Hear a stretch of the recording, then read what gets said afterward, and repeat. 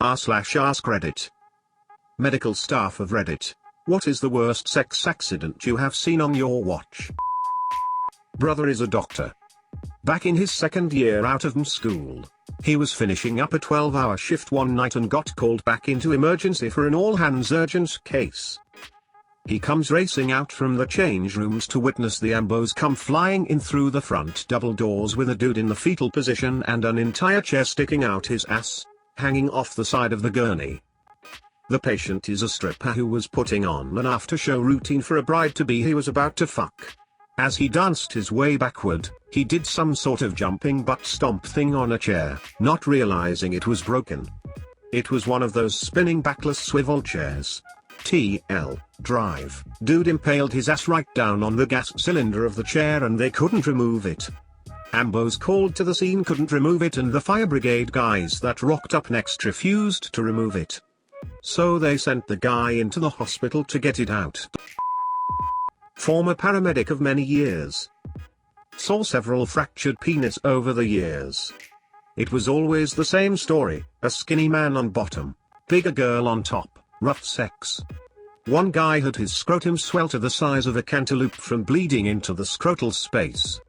There's no bone in the penis to break, it's just what we call it, but the spongy tissue has lots of blood vessels. The other memorable one was a mid-30s woman using a bedpost as a dildo which caused a prolapsed uterus, like 6 inches outside her body. It was distressing for all involved, to say the least. Is there a safe way to have cowgirl sex? Because I like that position, but I'm apparently risking. When I was just out of college, I got a job stuffing gift cards into envelopes for fulfillment. A month or two in, they hired this new woman. We'll call her Katie. She was arguably one of the top 5 most attractive women I've ever personally known. Blonde, blue-eyed, fantastic figure, amazing smile, and she were delightful and sweet to boot. Girl next door type. It gets boring in the fulfillment room, so inevitable you end up talking about anything and everything. Worst sex stories became the topic of the afternoon and I thought I'd taken the cake with the woman that called me a cuddle baby amongst other things. She proceeds to tell us about her first anniversary with an ex-boyfriend. They took a romantic weekend in Atlanta. Unbeknownst to her, he actually got there early, checked into the hotel, did the whole rose petals leading to the bed and bathtub, champagne chilling by the bed, soft music playing, etc. She dressed to the nines. They went to a fancy dinner, all of that. They've been teasing all night. Leaning over to show the cleavage, pressing into her from behind in the elevator, hands approaching places they shouldn't approach in public. My girl next door image of Katie is rapidly changing. They get back to the room and she sees what he's done. It is on. She practically throws him to the bed. Pulls the pants off, breaks a button in the process. She doesn't care, she has to have that dick. They're making out hot and heavy and they are ready to go. He's harder than quantum physics homework. She's flooding like a levee in New Orleans. Pushes him on his back, takes her position at the rodeo gate. The starter fires the pistol and she slams it down hard. Too hard. And at the wrong angle. And she hears a popping sound. I'm going to guess he didn't hear anything for a minute or two, waiting for his vision to return from the pain. Given the comment I'm replying to, you can imagine what happened. They spent the rest of that romantic night in the emergency room. From that day forward, we affectionately termed her Katie the cockbreaker. Not me, but my sister is a nurse and told me this. We live in a rather medium-sized city surrounded by some agriculture.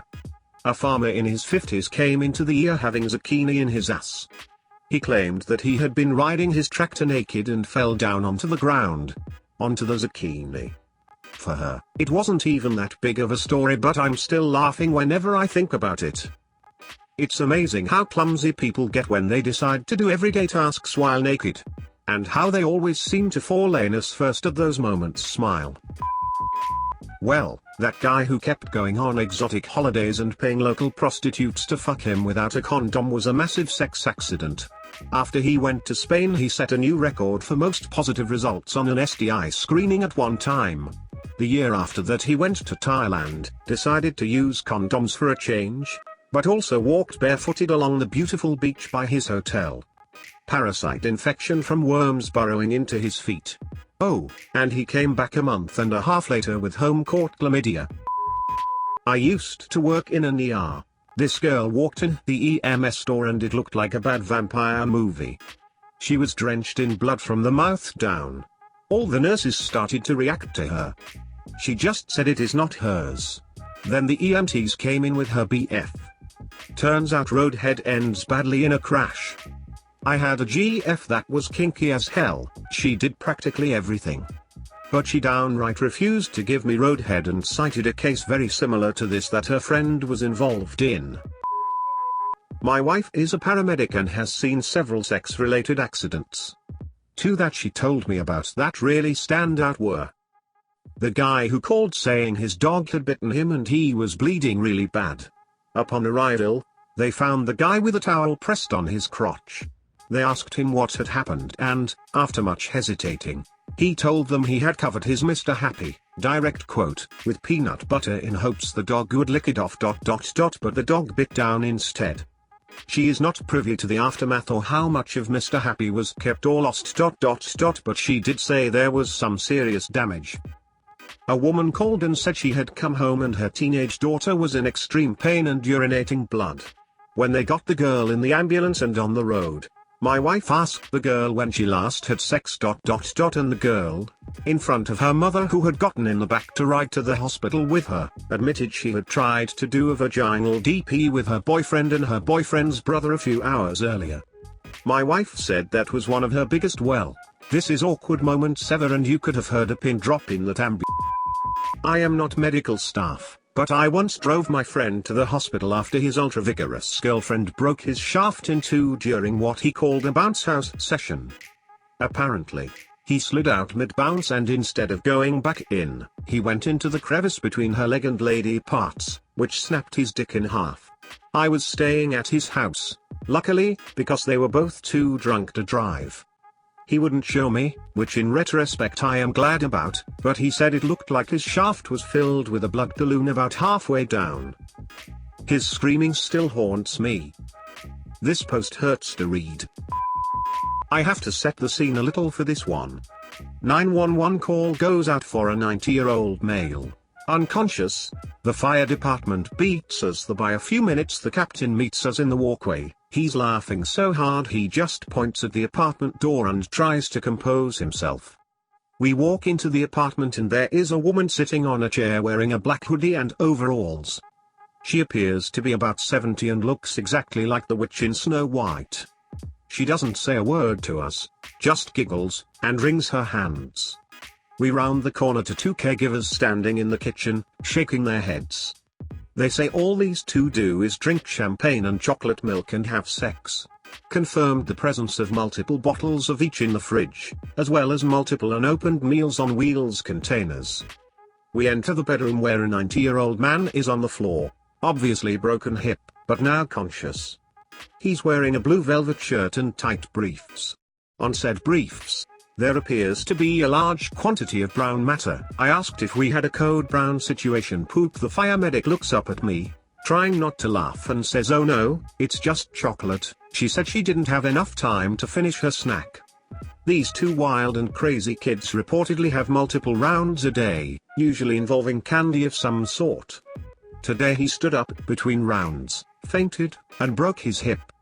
We got him sorted out and off to the hospital. After dropping him off, I returned for a signature to find the nurses at the nursing station howling laughing. Turns out that he had some hard candy stashed in his taint because sometimes she needs a little extra incentive.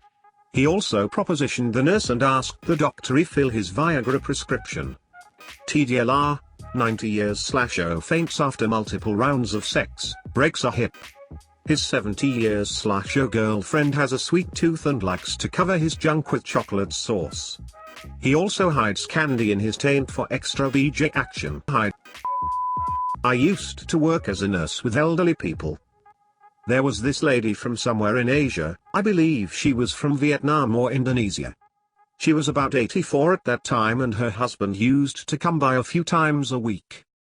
We knew that they were still pretty close and still did what needed to be done. You get what I mean? We would let them go their way and they were really fun people. One day her husband came round again and a minute or 15 later, she came running out of her room, naked, with her high-pitched Asian voice, "Help! Help!" Her husband had a heart attack while they were having sex. Couldn't do anything for him anymore. At the time we really didn't know what to do next. After a few weeks, we, including the old lady, had a good laugh.